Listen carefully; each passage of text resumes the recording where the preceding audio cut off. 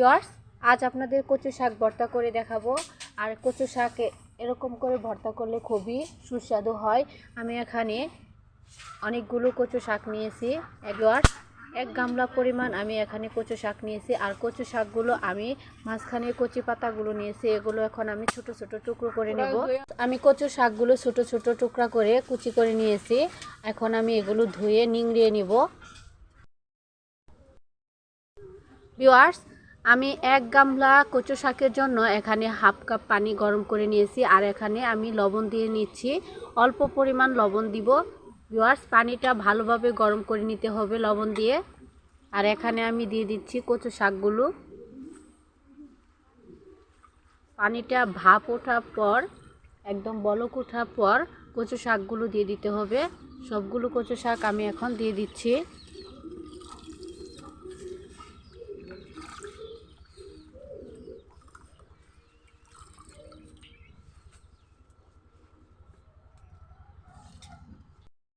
Viewers, কচু শাকগুলো দেওয়ার পর আমি ঢাকা দিয়ে ঢেকে নিয়েছি।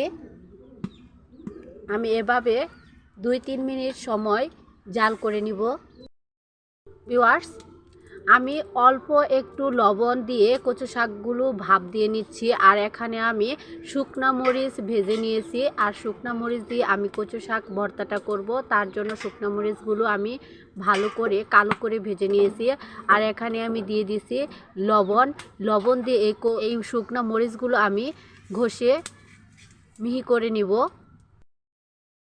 ঢাকনাটা এখন আমি খুলে নিচ্ছি।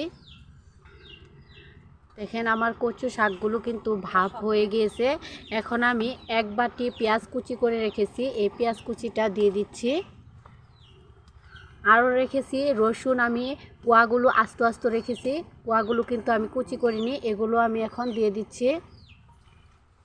এখন আমি ভালোভাবে নেড়ে চেড়ে নিচ্ছি।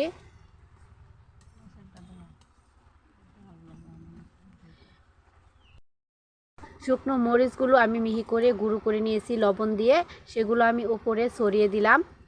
এখন আমি এগুলোকে সব একসাথে নেড়ে চেড়ে মাখিয়ে নিব। ভিউয়ার্স, এখন আমি ঢাকনাটা খুলে নিব।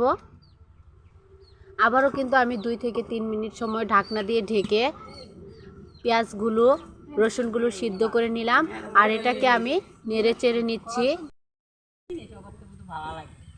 ভিউয়ার্স, আমার পানিটা একদম শুকিয়ে গেছে। এখন আমি নেড়ে চেড়ে আরেকটু সময় পানিটা ভালোভাবে শুকিয়ে নেব। একদম শুকনা শুকনা করে কিন্তু পানিটাকে শুকিয়ে নিতে হবে কচু শাক থেকে।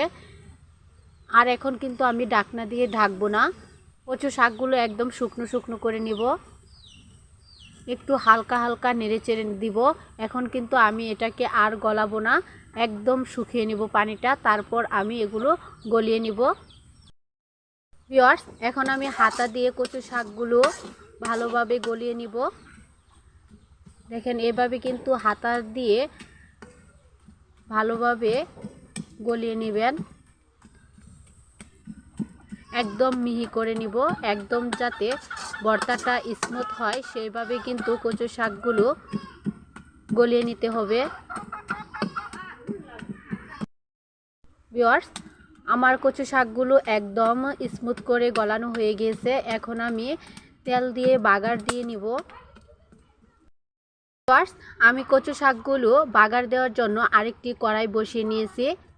এখানে আমি সাদা তেল দিয়ে কিন্তু কচু শাকগুলো বাগার দিয়ে নিব, তার জন্য পর্যাপ্ত পরিমাণ আমি এখানে সাদা তেল দিয়ে দিলাম।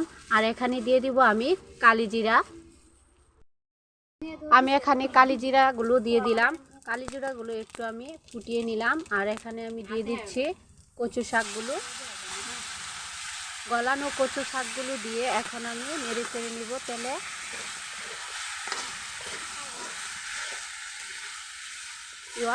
বাগারটা কিন্তু আপনারা মিস করবেন না কোনোভাবে, এই বাগারটা কিন্তু স্কিপ করা যাবে না।